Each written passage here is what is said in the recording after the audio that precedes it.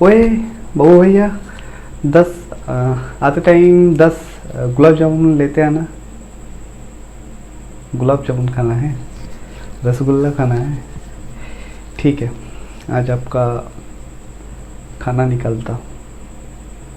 आज हम डिस्कस करेंगे एक हेल्थ रिलेटेड टॉपिक के बारे में। बहुत ही एक कॉमन टॉपिक है, वो है डायबिटीज़ के बारे में। बेसिकली आज हम टाइप 2 डायबिटीज़ और डायबिटीज़ मेलिटस के बारे में आज डिस्कस करेंगे। थोड़ा बहुत जो बाकी डायबिटीज़ के टाइप है उसके बारे में जान लेते हैं। ये जो टाइप 1 और टाइप 2 डायबिटीज़ है, इसको बाद में आते हैं। पहले जान लेते हैं जेस्टेशनल एंड प्री डायबिटिक्स के बारे में। जेस्टेशनल डायबिटिक्स क्या है?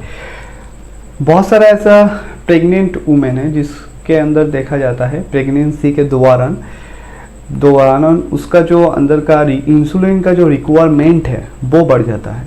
अगर इंसुलिन का रिक्वायरमेंट बढ़ गया और जो प्रेग्नेंट वुमेन है उसको अगर बॉडी है अगर उसको फुलफिल नहीं कर पा रहा है तो ब्लड के अंदर ग्लूकोज का जो लेवल है वो बढ़ जाता है।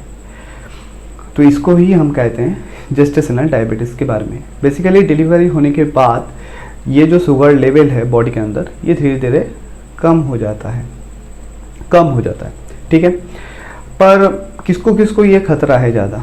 बेसिकली जो सब वुमेन 35 के ऊपर प्रेग्नेंट हुआ है या फिर जो ऑलरेडी पहले से ही पहले जो डिलीवरी है उसमें अगर उसको जेस्टेशनल डायबिटिक्स हुआ था उसको एक रिस्क रहता है।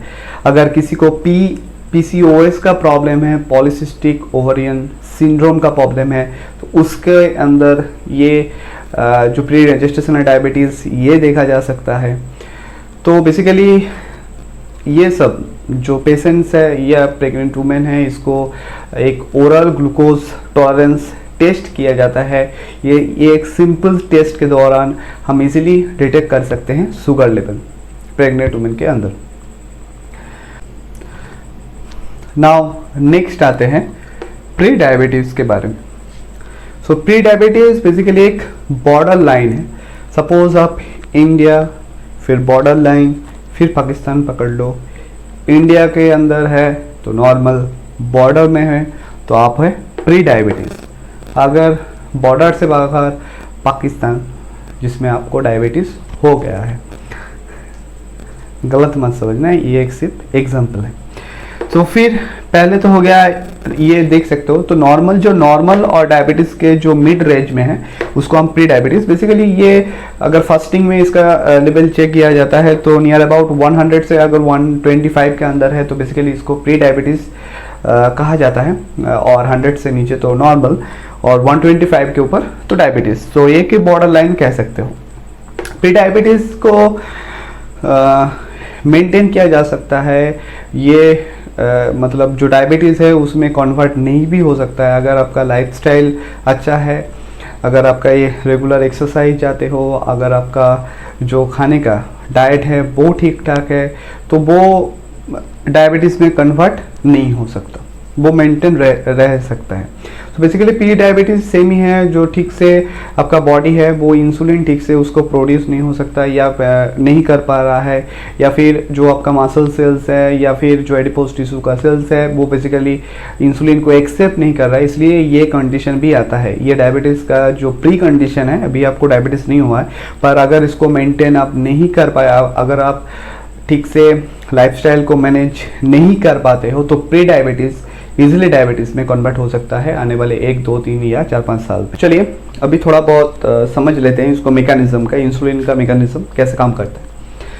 बेसिकली यहाँ पर खड़ा है टकलू अंकल, जिसका हाथ भी नहीं है, इसको ठाकुर भी कह सकते हो। तो बहुत सारे इसका नाम हो गया, एक ठाकुर और एक टकलू अंकल। तो जो भी है लग रहा है समझ पाओगे आप, तो ठीक है। इस टकलू अंकल को क्या है, हम खिला देते हैं मिठाई। ये है मिठाई, ये यहाँ पर घुस गया टकलू अंकल का। टकलू अंकल क्या किया, मिठाई को खा लिया। मिठाई को खाने के बाद ये यहाँ से कहाँ आएगा, स्मॉल इंटेस्टाइन। हम बेसिकली इस पार्ट को नहीं डिस्कस कर रहे हैं, ये इंपॉर्टेंट नहीं है हमारे इस टॉपिक के लिए। बेसिकली कहाँ आया, स्मॉल इंटेस्टाइन में। स्मॉल इंटेस्टाइन में कुछ इंपॉर्टेंस केमिकल रहता है, उस केमिकल के दौरान जो टकलू अंकल का अंदर जो मिठाई गया है वो ग्लूकोज मतलब ग्लूकोज में कन्वर्ट होता है। फिर ये ग्लूकोज ब्लड में आता है, ब्लड में आने के बाद ये जो हरा भरा आप देख रहे हो ये हो गया क्या, पैंक्रियास। ग्लूकोज आता है, फिर जो ब्लड है, फिर आता है पैंक्रियास, पैंक्रियास उसको सेंस करता है कितना ज़्यादा उसके अंदर ग्लूकोज है। फिर पैंक्रियास का एक इंपॉर्टेंट सेल्स है जिसका नाम है बीटा सेल्स।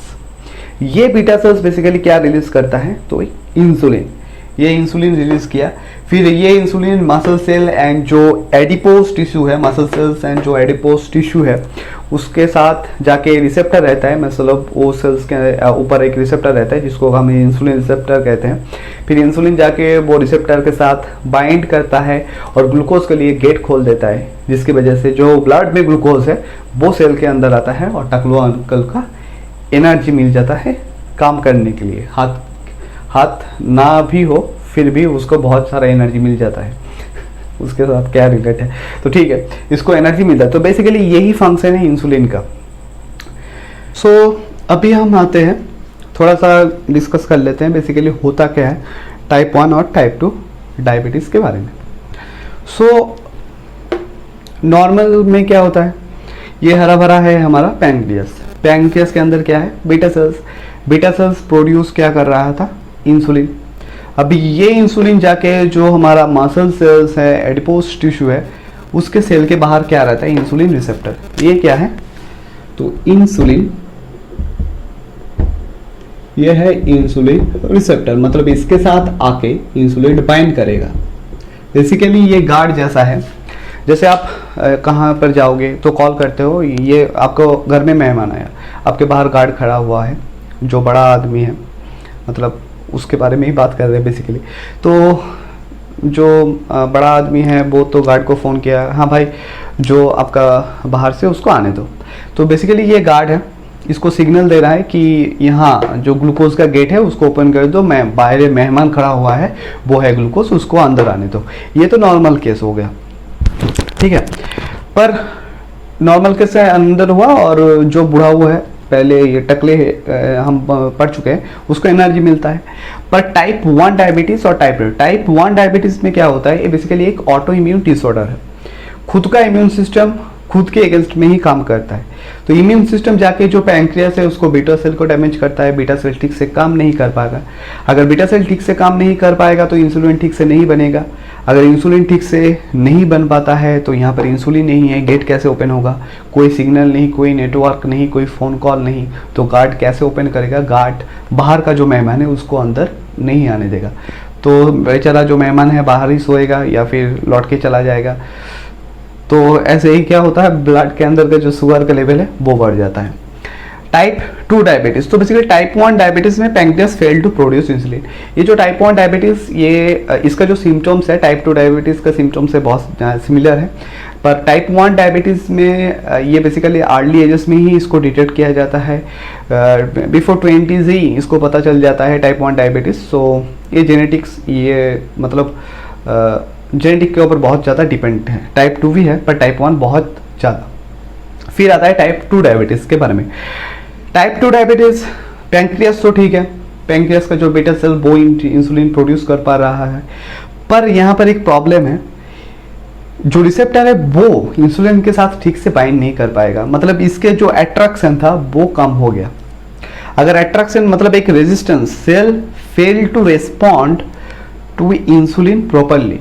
इंसुलिन के मतलब जो इंसुलिन आता है उसके अगेंस्ट में ठीक से रिस्पॉन्ड नहीं कर पाता। ये इसका सिग्नल से अंदर का जो सिग्नलिंग चल रहा है, मतलब फ़ोन कॉल का कोई डिस्टर्ब हो सकता है, सिग्नलिंग का कोई डिस्टर्ब हो सकता है, या फिर इसके साथ इसका जो बाइंडिंग है, मतलब इंसुलिन आके इंसुलिन रिसेप्टर के साथ आके बाइंड करेगा, इसके बाइंडिंग में कुछ प्रॉब्लम हो रहा है इसलिए ये नहीं बाइंड कर पाएगा। पर अल्टीमेटली ये जो गेट है ये तो क्लोज ही रहेगा, बाहर का जो ग्लूकोज बाहर ही पड़ा रहेगा और ब्लड शुगर को लेवल को बढ़ा देता है। So type 1। फिर इंसुलिन तो ठीक से अभी तो इंसुलिन क्यों पता लग रहा है कि मैं तो प्रोड्यूस कर रहा हूँ इंसुलिन, फिर भी ब्लड का ग्लूकोज लेवल कैसे कम नहीं हो रहा है। फिर इंसुलिन क्या करेगा, ज़्यादा इंसुलिन प्रोड्यूस करेगा, सॉरी पैंक्रियास ज़्यादा इंसुलिन प्रोड्यूस करेगा। फिर अल्टीमेटली क्या होता है, जो बीटा सेल्स है उसके ऊपर भी वो भी धीरे धीरे क्या हो जाता है, डैमेज्ड हो जाता है। तो ये हो गया टाइप 2 डायबिटीज़ के बारे में। सो टाइप 2 डायबिटीज़ बेसिकली एक लाइफस्टाइल प्रॉब्लम कहा जाता है। आप बाहर देख के कोई फास्ट फूड, हाँ ये भी खाना है, बर्गर, चीज़, पिज़्ज़ा, जो भी है, जितना ज़्यादा फैट खाओगे आपका वजन बढ़ेगा। सपोज एक 50 किलो का बंदा है, वो ज़्यादा खा लिया बर्गर, चीज़, जो भी है, पिज़्ज़ा, उसका वेट कितना हो गया, 100 kg। जब 100 kg होगा, उसका जो पहले का जो इंसुलिन था उसका रिक्वायरमेंट बढ़ जाता है जब 100 kg, क्योंकि उसको मसल साइज बढ़ता है।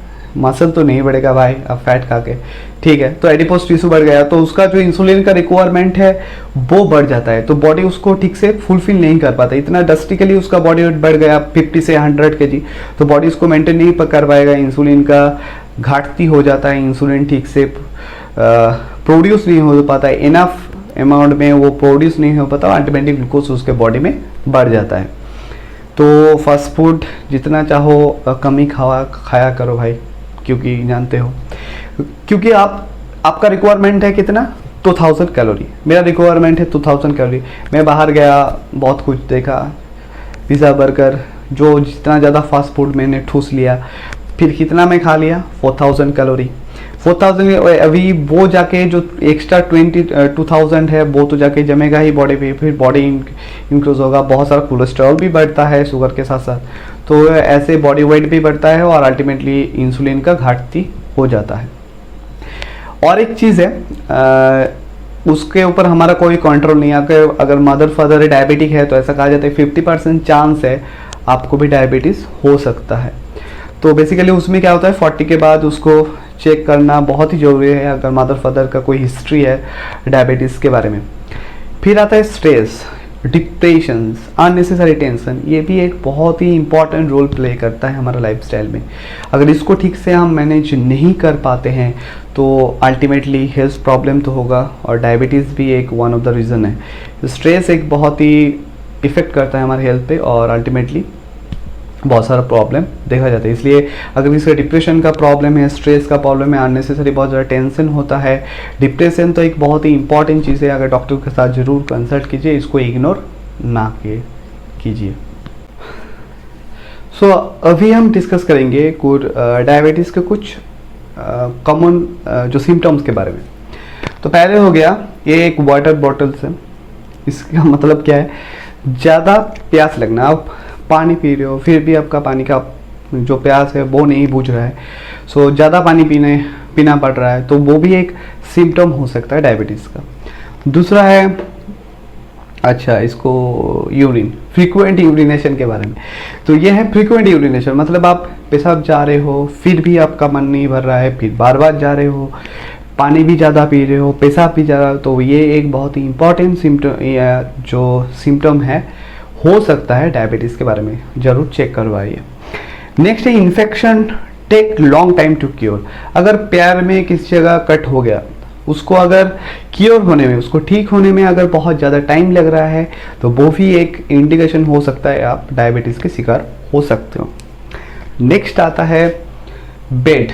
ये पता नहीं बेड लग रहा है कि नहीं, तो ठीक है बेड पकड़ लेते हैं, क्योंकि बेड रखा हुआ है। क्यों इसको बेड डॉग किया है, क्योंकि ज़्यादा थकना, आप कम काम कर रहे हो फिर भी आपका थकान ज़्यादा हो रहा है, वो भी एक इम्पॉर्टेंट सिंबल है। और एक है यहाँ पर नहीं है ड्रॉ किया हुआ है, वो है भूख ज़्यादा लगना। अगर भूख आपका ज़्यादा लग रहा है, weight loss, drastically weight loss, आपका वेट था 80, धड़ाक से 75-70 हो गया, वेट लॉस भी एक बहुत ही इंपॉर्टेंट इंडिकेशन है। भूख बहुत ज़्यादा लगना ये भी एक इम्पॉर्टेंट इंडिकेशन है। इसके अलावा पैर काला पड़ जाना, पैर में अगर चोट लगे वो धीरे धीरे वो ठीक नहीं हो रहा है, फुट जिसको डायबिटिक फुट कहते हैं या डायबिटिक अल्सर, तो उसमें पैर काला पड़ जाता है कोई पर्टिकुलर पार्ट। फिर उसके बाद गैंग्रीन हो सकता है, गैंग्रीन के बाद उसको बेसिकली क्योर करना बहुत ही मुश्किल हो जाता है और अल्टीमेटली एम्पुटेशन करना पड़ता है, पर्टिकुलर जो पार्ट है उसको काट के अलग कर दिया जाता है एम्पियर, जैसे आप डायग्राम में देख सकते हो। तो ये बहुत ही खतरनाक हो सकता है, इसलिए अर्ली डिटेक्ट करना एक बहुत ही ज़रूरी है। जो सब फीमेल्स है उसके अगर PCOS का प्रॉब्लम है, अगर उसको जेस्टेशनल डायबिटीज़ ऑलरेडी हुआ था, तो उसमें 25 के बाद चेक करना ज़रूर है। मतलब अगर सिम्टम्स लगता है तो चेक करवा लीजिए क्या होता है। फिर 40s के बाद अगर ये सब किसी का मदर फादर ऑलरेडी डायबिटीज़ है तो उसको 40 के अगर उसको लगता है उसके अंदर कोई सिम्टम्स है तो ज़रूर 40 के बाद चेक करवा लीजिए अपना शुगर लेवल। क्योंकि बाद में क्या होता है, अगर ठीक टाइम में अगर चेक मतलब अगर चेक करते हो आप, तो बाद में वो इजी हो जाता है उसको लाइफस्टाइल में अंदर लाने के लिए। आप इजीली उसको मेंटेन कर सकते हो। अगर बहुत ज़्यादा देर हो गया फिर बहुत ज़्यादा दिक्कतों का सामना करना पड़ सकता है। सो डायबिटीज़ से किस किस ऑर्गन को, किस किस बॉडी पार्ट को बहुत ज़्यादा रिस्क रहता है डैमेज के लिए, तो थोड़ा बहुत ड्रॉ किया हुआ है, पता नहीं कुछ समझ में आता है कि नहीं, तो इसलिए डिस्क्राइब करना बहुत ज़रूरी है। ये हो गया आँख, एक डरावना सा बहुत लग रहा है, ठीक है कोई बात नहीं। तो पहले आता है इसमें, ये हार्ट ही है, दूसरा कुछ नहीं है, कुछ लग रहा है, ठीक है। तो ये है हार्ट। तो एक टर्म आता है एथेरोस्क्लेरोसिस के बारे में। ऑलरेडी हम जो एथेरोस्क्लेरोसिस है वो डिस्कस कर चुके हैं जब स्मोकिंग के बारे में हम डिस्कस किए हैं पिछली वीडियो में। तो ऑलरेडी एथेरोस्क्लेरोसिस के बारे में डिस्कस कर, फिर भी थोड़ा बहुत जान लेते हैं। जब हमारा धमनी और जिसको हम आर्टरीज कहते हैं उसका काम क्या होता है, हार्ट से ऑक्सीजन रिच ब्लड लेके बॉडी के डिफरेंट पार्ट में उसको पहुंचा देना। अभी इसके अंदर अगर ये जो ब्लड वेसल्स या धमनी जिसको हम कह रहे हैं, इसके अंदर अगर ब्लड का जो शुगर लेवल है वो बढ़ जाता है तो ये ब्लड शुगर लेवल्स डैमेज कर सकता है इस ब्लड वेसल्स या धमनी को। जब इसका डैमेज हो गया तो ये खुद ब खुद इसको रिपेयर करेगा। कैसे? तो कोलेस्ट्रॉल डिपॉजिट करके। जब कोलेस्ट्रॉल का डिपॉजिट बहुत ज़्यादा बढ़ जाता है, जैसे आप देख पा रहे हो डायग्राम में, तो उसमें क्या होता है, जो मतलब क्लॉग्ड हो जाता है। जो पहले का जो होल था वो थोड़ा सा कम हो गया, होल का जो डायमीटर था वो भी कम हो गया। तो अभी ब्लड जब उसके अंदर से जाएगा तो बहुत प्रेशर से जाएगा, ब्लड प्रेशर भी बढ़ जाता है, क्लॉग्ड हो जाता है, उसके अंदर ठीक से ब्लड नहीं जा पाता, इसलिए इसको हम कहते हैं एथेरोस्क्लेरोसिस। इसका रिजल्ट में क्या क्या हो सकता है, तो heart attack, heart block, different types of cardiovascular disease भी इसकी वजह से हो सकता है। नेक्स्ट आता है इस पैर को, कोई डायबिटीज जो पेशेंट है उसके पैर के नीचे से हम ये कलेक्शन किया है। तो ये है थोड़ा बहुत एक टर्म है जिसको peripheral neuropathy. Peripheral neuropathy basically क्या है, पहले हम देख चुके हैं जो blood vessel, high sugar level से ब्लड वेसल्स का डैमेज होता है। कुछ ऐसा ब्लड वेसल्स हैं जो नर्व्स को सप्लाई करता है न्यूट्रिएंट्स, ऑक्सीजन। अगर वो ब्लड वेसल्स डैमेज हो गया तो नर्व्स को ठीक से ऑक्सीजन, न्यूट्रिएंट्स इसका घाटती हो जाएगा। फिर नर्व्स का काम क्या है, हमें सेंस करना, सिग्नल देना। तो वो अगर इसको ही पेरिफेरल न्यूरोपैथी कहते हैं। अगर किसी पेशेंट से, डायबिटिक पेशेंट है, उसके पैर में चोट आ गया, वो चोट को वजह से जो पेन होता है उसको महसूस ही नहीं कर पाएगा क्योंकि उसका नर्व ठीक से काम नहीं कर पाएगा। अगर वो उसको पेन नहीं होता है तो वो अनडिस्कवर्ड रह जाता है, उसको पता ही नहीं चलता कि उसके अंदर चोट है। वो धीरे धीरे बहुत ज़्यादा बढ़ जाता है, फिर डायबिटिक फुट अल्सर में कन्वर्ट हो जाता है, फिर वो बहुत बढ़ जाता है इन्फेक्शन, जिसको हम कहते हैं डायबिटिक फूड। और एक वर्ड है जिसको कहते हैं गैंग्रीन, डेड टिश्यू। तो इस डायबिटीज की वजह से ही ये होता है।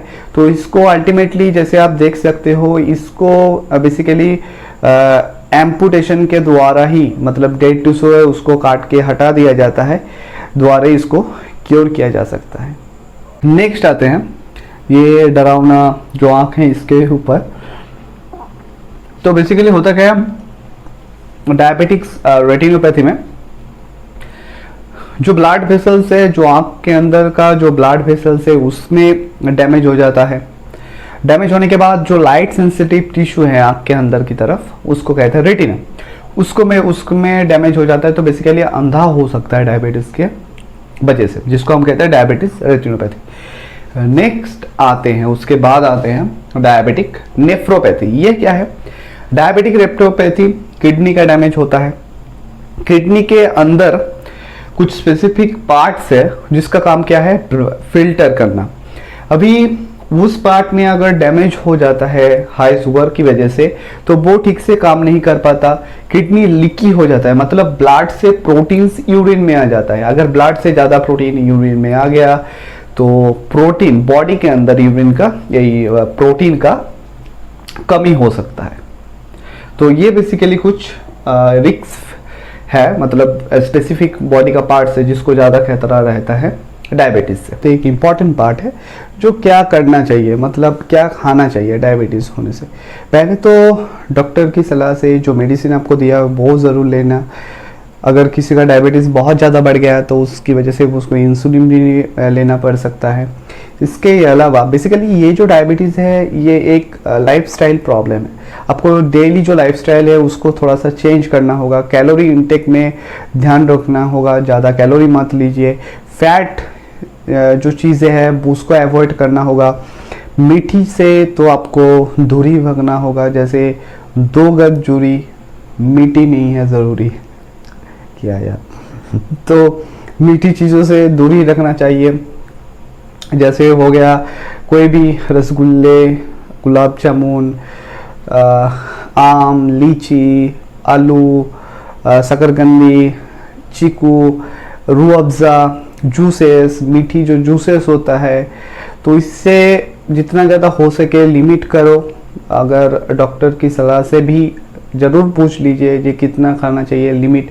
तो बेसिकली जो मीठी चीज़ है उससे दूरी रखना बहुत ज़रूरी है, क्योंकि ये जो आपका ब्लड शुगर है झटक से बढ़ा दे। एक बहुत ही इंपॉर्टेंट पार्ट है रेगुलर्स मॉडरेट लेवल जो एक्सरसाइज है, लाइक स्विमिंग, रनिंग, वॉकिंग, इसको ज़रूर ऐड कीजिए आपका डेली रूटीन में। लगभग 30 से 40 मिनट्स का वॉकिंग इज़ इनफ।